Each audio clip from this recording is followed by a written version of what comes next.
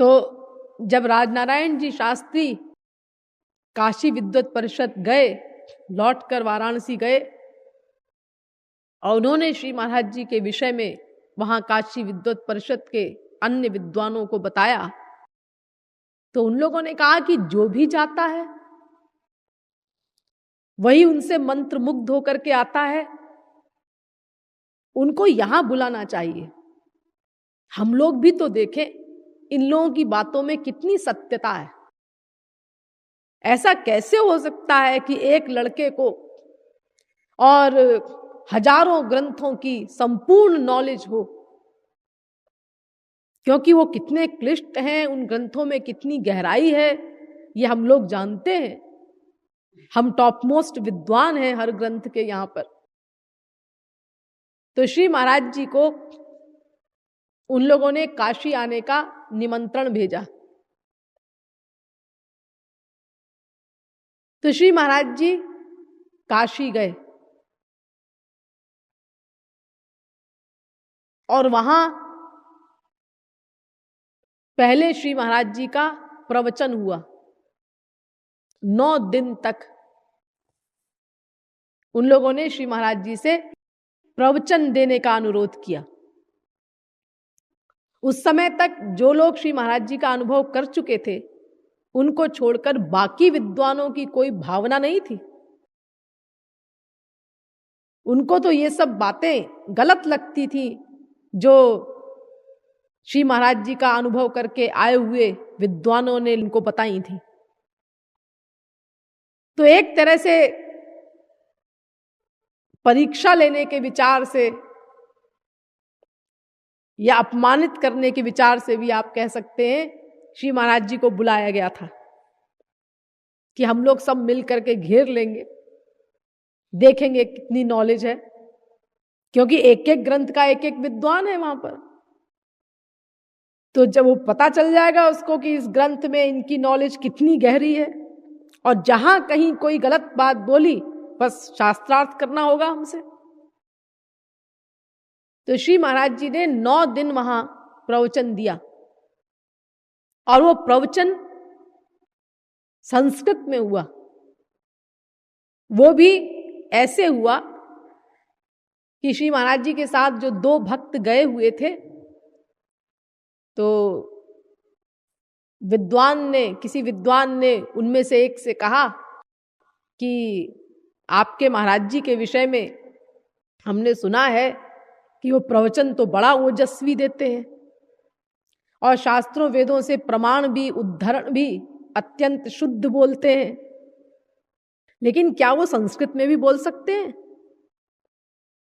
उन्होंने छाती फुला करके कहा, हाँ क्यों नहीं, अरे जैसा धारावाहिक वो हिंदी में बोलते हैं ठीक वैसा ही संस्कृत में भी बोल सकते हैं, उनके लिए कोई कठिन नहीं, कोई कार्य कठिन जरा भी नहीं।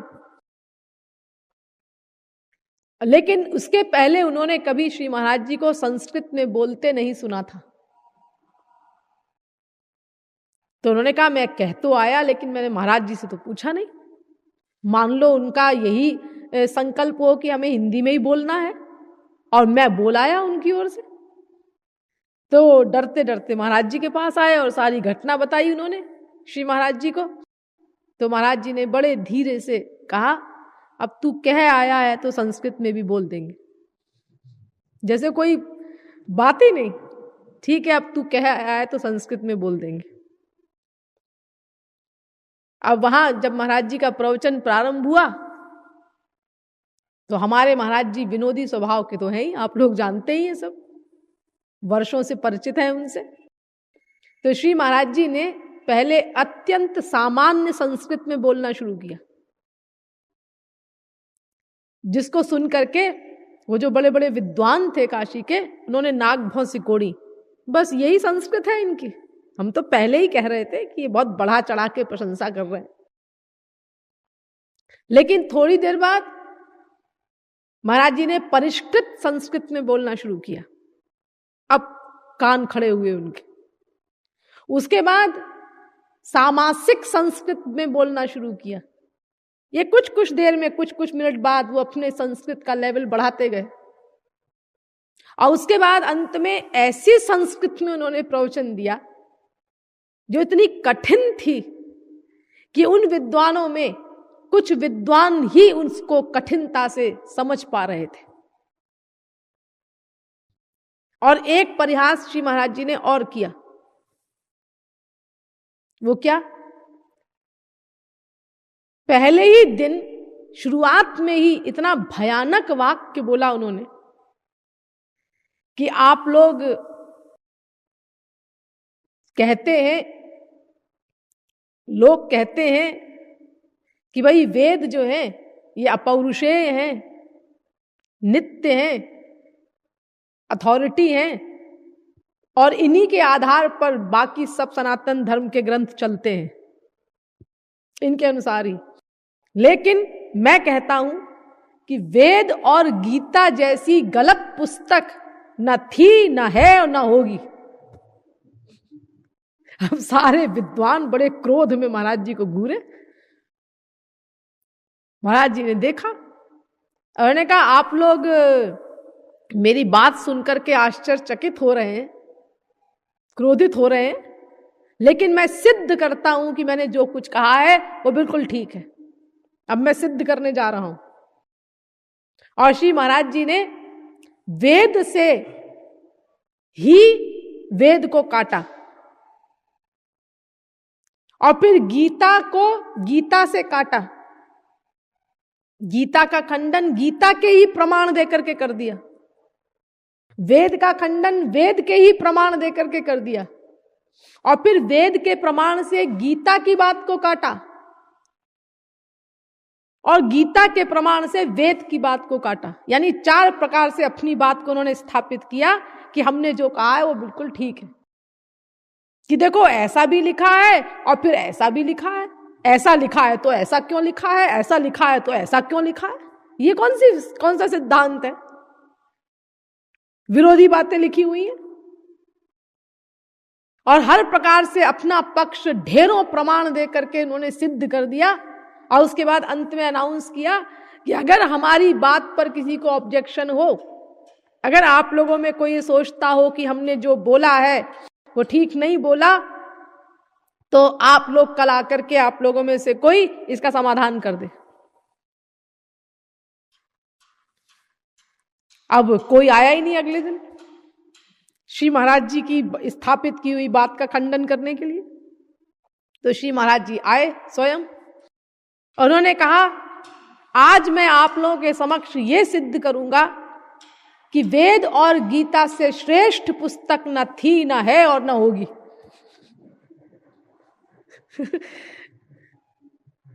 और उसको भी उन्होंने सिद्ध कर दिया।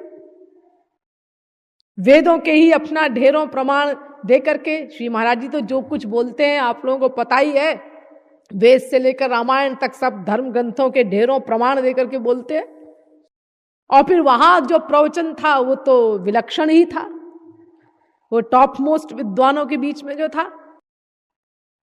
तो उन्होंने अपना समन्वय कर दिया, यानी पहले दिन जो कुछ कहा था उसका अगले दिन उन्होंने समाधान कर दिया, समन्वय कर दिया उन्होंने उत्तर पक्ष के रूप में।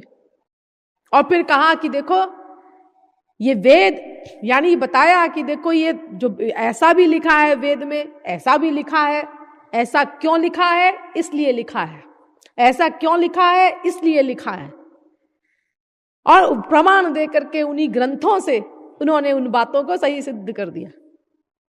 तब विद्वानों की खोपड़ी चकराई कि भाई ये बुद्धि जो है ये मनुष्य की बुद्धि नहीं है, ये जो बोल रहे हैं ये मनुष्य की बुद्धि नहीं है, ये कुछ और ही बात है। इस प्रकार श्री महाराज जी का वहां 9 दिन प्रवचन हुआ।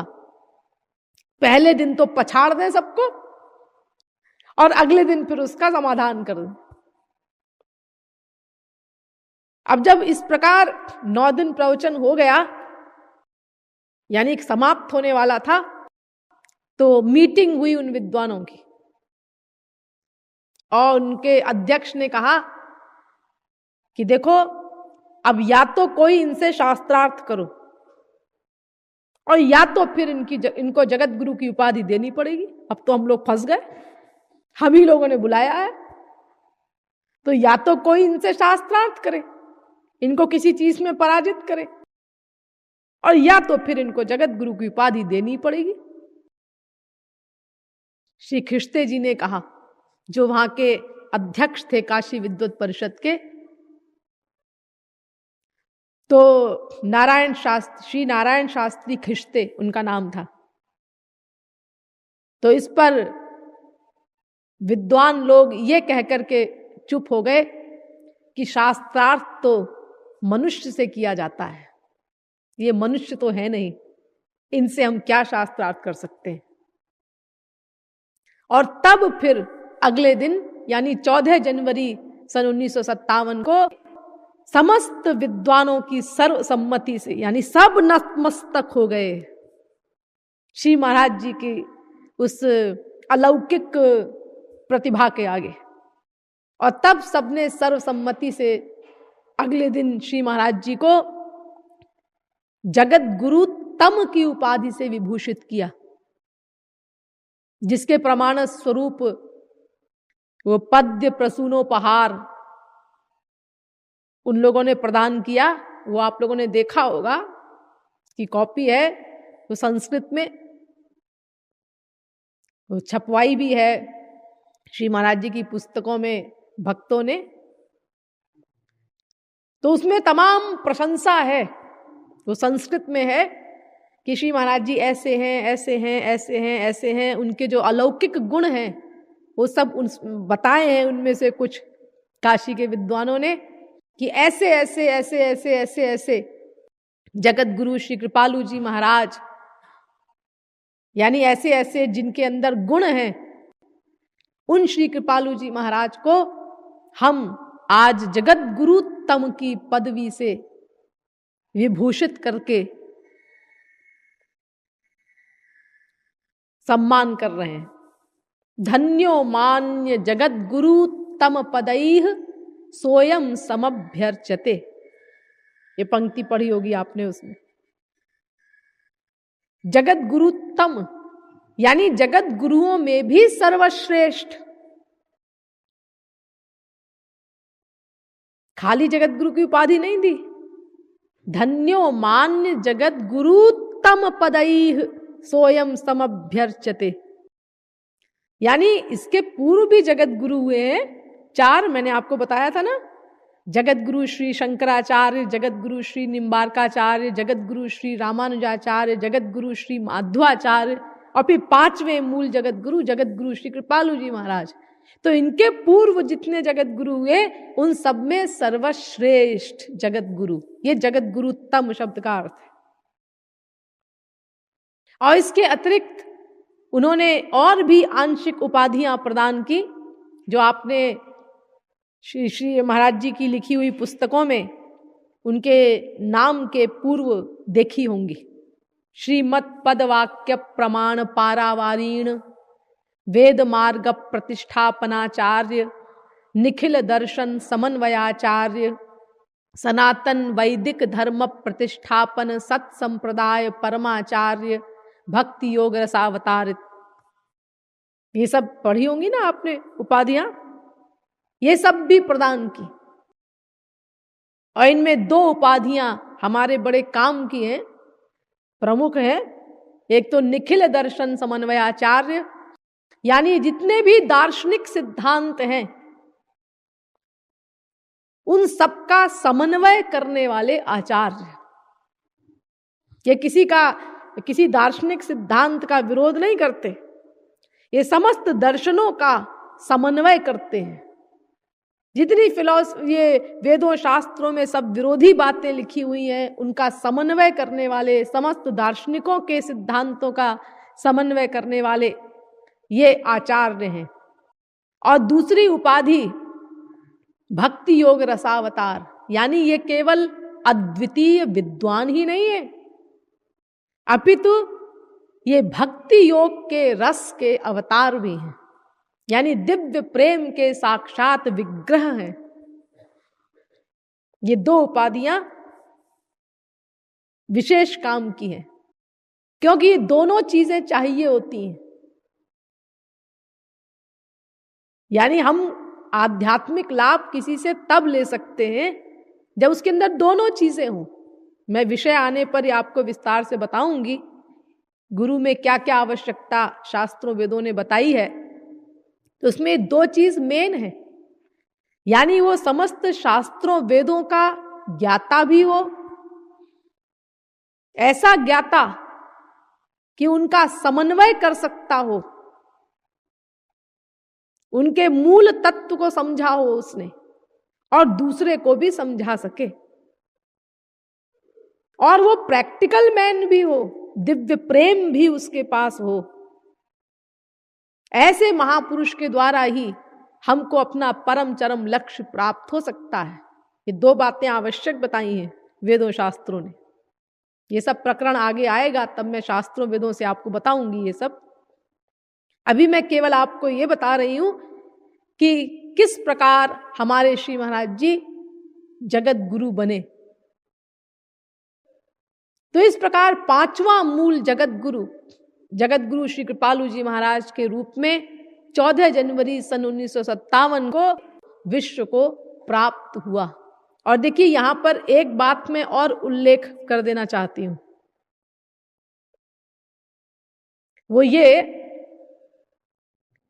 कि आप लोगों को मैंने अभी बताया कि श्री महाराज जी का 9 दिन प्रवचन हुआ, उसके बाद फिर काशी विद्वत परिषद के द्वारा उनको जगत गुरु की पदवी से सम्मानित करने का निर्णय लिया गया। लेकिन काशी जाने के पहले ही श्री महाराज जी ने 3 बार अपने जगत गुरु होने की भविष्यवाणी कर दी थी। लखनऊ में एक भक्त के घर महाराज जी गए और वहां पर आप लोग जानते हो उनको, जगदीश चंद्र जी श्रीवास्तव, उनके हारमोनियम पर लिख दिया तुम्हारा बाप जगत गुरु होने जा रहा है। कोई बात नहीं जगत गुरु होने की, वो तो बाद में डिसाइड हुआ 9 दिन प्रवचन होने के बाद। और पहले ही अभी गए नहीं है काशी, कानपुर का सम्मेलन समाप्त हुआ था तब की बात है ये। उसके बाद महाराज जी लखनऊ गए और वहां पर अपना हारमोनियम पे लिख दिया तुम्हारा बाप जगत गुरु होने जा रहा है। उसके बाद प्रतापगढ़ में आए तो वहां महाबनी जी से बोले कि महाबनी काशी के विद्वान मुझे काशी बुलाना चाहते हैं, तो मैं जगत गुरु बनने जा रहा हूं वहां पर। तो उन्होंने कहा नहीं नहीं काशी मत जाइएगा, हाँ हमने बड़ा सुना है काशी के विद्वानों के बारे में, प्राचीन काल में क्या क्या किया है उन लोगों ने महात्माओं के साथ, आप काशी मत जाइएगा। तो श्री महाराज जी ने कहा कि अच्छा ऐसा करो कि पर्ची डलवाते हैं, उसमें क्या निकलता है वो करेंगे। तो उनकी लड़की थी, बच्ची थी उस समय, आज आप जानते हैं उनको ब्रजवंचरी जी। उन्होंने कहा उनको बुलाओ, उनका पहले का नाम था शक्ति को बुलाओ, वो छोटी सी बच्ची है, उससे पर्ची उठवाएंगे, तो जो निकलेगा वो करेंगे। अब 2 पर्ची बनी, एक में लिखा था काशी जाना चाहिए, दूसरे में लिखा था काशी नहीं जाना चाहिए, और उसको मोड़ करके उनके आगे डाला गया हिला करके। तो उन्होंने एक पर्ची उठा ली, छोटी सी तो थी उस समय, उसमें लिखा था काशी जाना चाहिए। तो महाराज जी ने कहा देखो इसमें निकला है काशी जाना चाहिए। तो महाबनी जी बोले, बड़ा सख्य भाव था उनका श्री महाराज जी के साथ, उन्होंने कहा आपने जरूर इसमें कुछ गड़बड़ की है, अब दोबारा मैं लिखूंगा, मैं डालूंगा। तो महाराज जी ने कहा ठीक है। तो अब की बार महाबनी जी ने लिखी पर्चियां, काशी जाना चाहिए, काशी नहीं जाना चाहिए, और उसको ठीक से मोड़ मार करके अपने हिसाब से उन्होंने उस बच्ची के आगे डाली। तो फिर उसने एक पर्ची उठाई, उसमें फिर ये आया था काशी जाना चाहिए। तो श्री महाराज जी ने बड़े जोर से अट्टहास किया और कहा महाबनी अब तो जाना ही पड़ेगा। अब उसके बाद महाराज जी इलाहाबाद आए। तो इलाहाबाद में आप लोग जानते होंगे एक बूढ़ी स्त्री आती थी इलाहाबाद से, रामपति जी, उनके यहाँ ठहरते थे महाराज जी। तो उनके यहाँ गए और उनसे कहा कि रामपति, काशी के विद्वान मुझे जगत गुरु बनाने के लिए बुलाना चाहते हैं, तो मैं जगत गुरु बनने जा रहा हूं। लेकिन उनको महाराज जी के बालों से बहुत मोह था। उनको श्री महाराज जी के काले घने घुंघराले बाल वो बड़े अच्छे लगते थे, बहुत प्यार था। तो श्री महाराज जी ने उनको चढ़ाने के लिए कहा, लेकिन ये बाल मुझे कटाने पड़ेंगे। तो कहती नहीं, फिर मत जाइएगा बाल कटाने पड़ेंगे तो मत जाइएगा। तो महाराज जी ने कहा, तुझे बालों का इतना मोह है और मैं जगत गुरु बनने जा रहा हूं, इसकी कोई खुशी नहीं। तो चुप हो गई बेचारी। तो उन्होंने कहा कि अरे बाल कट जाएंगे तो बड़ा, फिर हम कैसे देखेंगे। तो उन्होंने जल्दी से एक फोटोग्राफर को बुलाया और बालों सहित फोटो निकलवा लिया कि ये बाल बाद में कट जाएंगे काशी जाने पर। यानी देखिए, अभी कोई जगत गुरु बनने की बात नहीं थी, वो सब तो बाद में हुआ। और पहले ही श्री महाराज जी ने ये विभिन्न स्थानों पर अपने जगत गुरु बनने की भविष्यवाणी कर दी। और सुनिए एक बात, काशी जिस दिन पहुंचे हैं उसी दिन तार दे दिया, मैं 14 जनवरी को जगत गुरु बन करके आ रहा हूं इलाहाबाद, मेरा पहला प्रवचन इलाहाबाद में ही होगा, तैयारी करो। जिस दिन पहुंचे उसी डेट में तार दे दिया। और एक घटना और है इसी संबंध में। जब महाराज जी पहले दिन जा रहे थे प्रवचन देने के लिए काशी विद्वत परिषद में, तो कार में जब जा रहे थे तो श्री महाराज जी के दोनों ओर काशी के 2 विद्वान बैठे हुए थे विद्वत परिषद के। तो उन्होंने कहा, हमने सुना है आप शास्त्रार्थ करने आए हैं। तो महाराज जी बोले, नहीं, शास्त्रार्थ के लिए तो नहीं, हमको तो प्रवचन के लिए बुलाया गया है। लेकिन आप लोगों ने पूर्व में महात्माओं का जो अपमान किया है उसका बदला लेने के लिए हम अवश्य आए हैं। इससे भी इंडिकेशन है कि क्या होने वाला है भविष्य में, ये इनडायरेक्टली महाराज जी ने बता दिया। तो देखिए, ऐसे जगत गुरु बने श्री महाराज जी। सोचो, वो काशी के 500 विद्वान जो टॉप मोस्ट हैं, सरस्वती बृहस्पति को चैलेंज करने वाले, उनको नतमस्तक करके श्री महाराज जी ने ये जगत गुरु तम की पदवी उन्हीं के द्वारा प्राप्त की है। तो कोई था पा सकता है भला? कितने अनंत अथाह सागर होंगे वो ज्ञान के, कौन उसका वर्णन कर सकता है, कौन सोच सकता है, कौन समझ सकता है उसको, किसकी बुद्धि पहुंचेगी वहां तक। लेकिन फिर भी देखो, आप लोग सुनते हैं श्री महाराज जी अपने प्रवचनों में कुछ ही बातों को बार बार बताते हैं। और खास तौर से आप लोगों ने नोट किया होगा, जो यहाँ पुराने भक्त बैठे हुए हैं, कि जब से श्री महाराज जी के प्रवचन टीवी पर आने लगे, तब से तो उनके जो भी प्रवचन होते हैं उन्हीं बातों को घुमा फिरा करके वो बार बार समझाते हैं। जीव का लक्ष्य क्या है और उस लक्ष्य की प्राप्ति का वास्तविक मार्ग क्या है, बार बार उसी को बताते हैं। क्योंकि वास्तविक महापुरुष जो होगा उसका केवल एक ही लक्ष्य होता है, जीव कल्याण, परोपकार। जो मामूली ज्ञानी होते हैं, यहां से पढ़ लिया कहीं कल्याण से, कहीं कुछ थोड़ी बहुत किताब पढ़ ली, वो तो अपनी राई के समान, नॉलेज का पहाड़ के समान दिखावा करना चाहते हैं। कई वक्ता तो इस चक्कर में रामायण की चौपाई के अनेक प्रकार के अर्थ करते हैं, तोड़ मरोड़ करके। एक जगह एक अर्थ किया, दूसरी जगह गए तो दूसरा अर्थ किया, तीसरी जगह गए तो तीसरा अर्थ किया। इस चौपाई का ये अर्थ है, वहां गए तो इसका ये अर्थ है। तो क्यों जी, तुम ही जो इतने अर्थ कर रहे हो रामायण की चौपाइयों के, तो क्या ये सारे अर्थ दिमाग में रख करके तुलसीदास जी ने ये चौपाई लिखी थी? अरे तुलसीदास जी ने जब ये चौपाई लिखी रामायण की, तो उनके दिमाग में तो एक ही अर्थ होगा, एक अर्थ को लेकर के उन्होंने लिखी होगी। तो वो असली अर्थ क्या है जिस उद्देश्य से ये चौपाई लिखी है, वो नहीं जानते। यानी ये इंप्रेशन पड़े पब्लिक पर हमारी विद्वत्ता का कि देखो हमको कितनी नॉलेज है, तो अनेक प्रकार के अपना मनगढ़ंत अर्थ करते हैं। और जो अनंत सागर हैं ज्ञान के, उनको देखो एकदम उल्टा हिसाब किताब मायाबद्ध वक्ताओं से। वो उस सागर में से कुछ बूंदे निकाल करके केवल उसी को लोगों के समक्ष रखते हैं, क्योंकि उनको कल्याण करना है। क्योंकि अगर वो विद्वत्ता दिखाने लगे अपनी, तो फिर दुनिया का लाभ क्या होगा। और उन्हें तो कल्याण करना है, विश्व कल्याण के लिए आए हैं वो।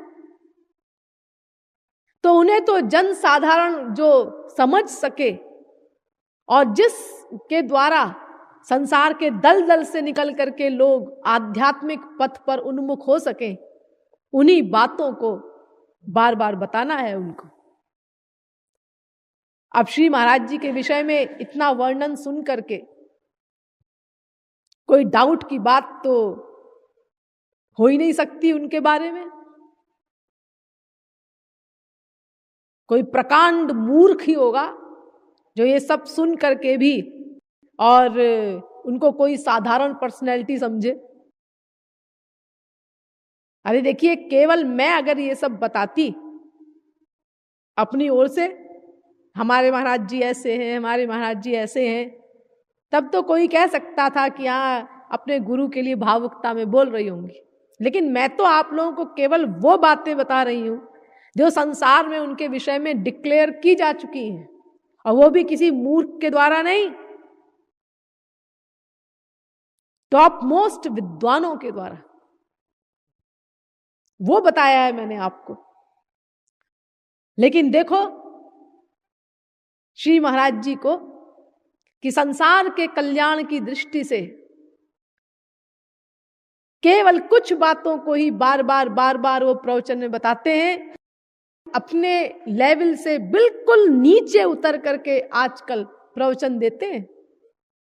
उनको मालूम है उनका प्रवचन सुनने वाले अधिकांश लोग साधारण हैं, तो वो आत्मसात कर सकें उनकी बातों को, इसीलिए इतने नीचे लेवल पर उतर करके देते हैं, क्योंकि उनको श्रोता के अनुसार बोलना होगा ना।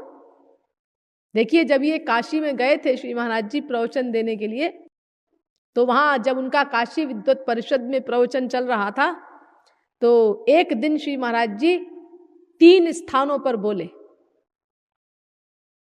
काशी विद्वत परिषद में प्रवचन दिया विद्वानों के बीच में, और उसके बाद फिर गए संस्कृत विद्यापीठ है वहां पर प्रवचन दिया श्री महाराज जी ने, और उसके बाद हिंदू विश्वविद्यालय जो है उसमें भी उनका प्रवचन हुआ। तो कुछ विद्वान महाराज जी के साथ तीनों प्रवचनों में गए थे, उन्होंने तीनों प्रवचन सुने थे। तो उन्होंने श्री महाराज जी से कहा कि अगर आपके ये प्रवचन लिखे जाएं और किसी को पढ़ाए जाएं, तो कोई नहीं कह सकता कि ये तीनों प्रवचन एक ही व्यक्ति ने दिए। इतना इनके स्टैंडर्ड में अंतर है। तो श्री महाराज जी ने कहा, भाई हमें तो श्रोताओं के अनुसार बोलना था। काशी विद्वत परिषद में सब बड़े बड़े विद्वान हैं, वहां उन लोगों को विस्तार से समझाने की आवश्यकता नहीं होती, वहां तो केवल इशारा करना मात्र बहुत रहता है, केवल प्रमाण से अपनी बात कहनी पड़ती है। इसीलिए वहां हमने उस प्रकार बोला। और संस्कृत विद्यापीठ में हमको विद्यार्थियों के समक्ष बोलना था, तो उनको समझाने के लिए जितने प्रमाण और विस्तार की आवश्यकता थी, हमने उतने प्रमाण और विस्तार देकर के अपनी बात को समझाया। और हिंदू विश्वविद्यालय में जन साधारण अधिक था, साधारण लोग थे, इसीलिए वहां फिर हमने अधिक दृष्टांत दे देकर अपनी बात को समझाया। तो देखिए, फिर भी मैं आपको केवल इतना बताना चाहती हूं कि फिर भी श्री महाराज जी के प्रवचन लोगों को कठिन लगते हैं। तो अब वो क्या करें, वही हाथी का बच्चा कितना ही कमजोर हो जाए, भैंस के बराबर तो होगा ही। हाँ, तो देखिए ऐसे हमारे महाराज जी विश्व के 5वें मूल जगत गुरु की उपाधि से अलंकृत हुए। तो उनका सिद्धांत है कि संसार सत्य भी है और संसार मिथ्या भी है। यानी पहले जगत गुरु ने कहा, जगत गुरु श्री शंकराचार्य ने, कि संसार मिथ्या है। बाकी 3 जगत गुरुओं ने कहा, जगत गुरु निम्बार्काचार्य, जगत गुरु रामानुजाचार्य और जगत गुरु माध्वाचार्य, इन लोगों ने कहा कि नहीं, संसार सत्य है। शंकराचार्य का एकदम उल्टा कहा। और 5वें मूल जगत गुरु श्री कृपालु जी महाराज ने कहा कि नहीं, संसार मिथ्या भी है और संसार सत्य भी है। उन्होंने दोनों बातें कही, हाँ, क्योंकि वो समन्वयवादी जगत गुरु है ना, तो मिथ्या भी है और सत्य भी है, दोनों बातें उन्होंने कही। ये दोनों ठीक है। और कैसे ठीक है, इसको बहुत डिटेल में गहराई से समझना पड़ेगा, जो हम आपको कल बताएंगे। बोलिए वृंदावन बिहारी लाल की, श्रीमद् सद्गुरु सरकार की।